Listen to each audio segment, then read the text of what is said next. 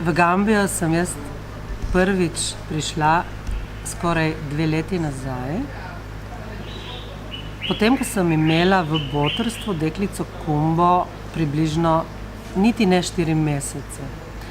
Zbrala sem jo v enem trenutku afekta na internetu, slika mi je bila všeč, zdelo se mi je, da bi nekaj pomagala, no pa niti si nisem predstavljala v bistvu, kako in zakaj.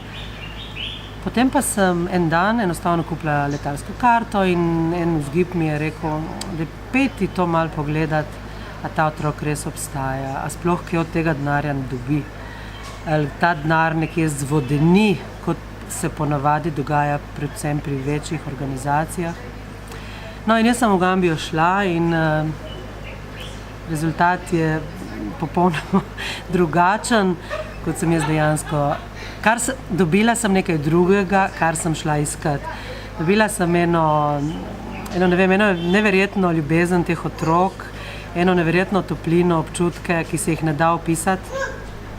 In seveda ni bil to moj prvi in zadnji obisk, tako kot sem si jaz tistikrat predstavljala, ampak je bil samo prvi. Tako da že čez pol leta sem šla spet in čez pol leta spet in zdaj čez 1 leto spet.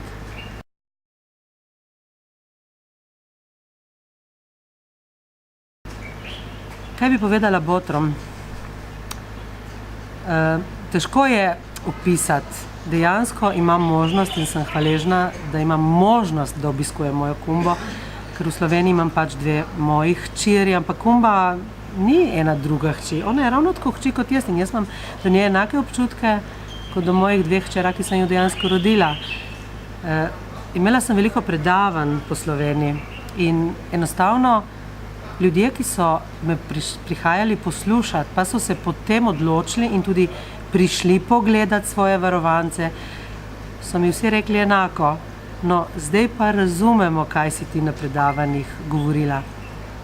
Eno je poslušati nekoga, poslušati njegovo občutenje, poslušati njegova opažanja, eno je pa v Gambijo iti in to občutiti.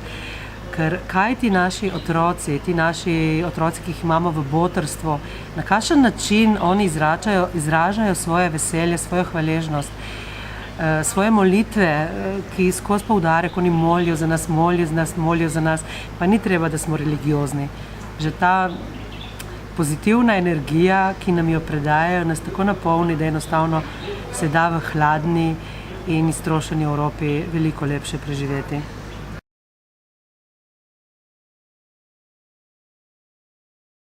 Moj nasvet botrom, če le imate možnost, se odločite in pojdite vašega otroka pogledati. Ker moram povedati še to, v Gambiji je to malo drugače. Mene Kumba kliče mama Mojka, ona ne kliče, ne vem, teta ali ne vem kaj pa po imenu. Mama Mojka, zakaj? Ker oni imajo to popolnoma drugače zastavljeno.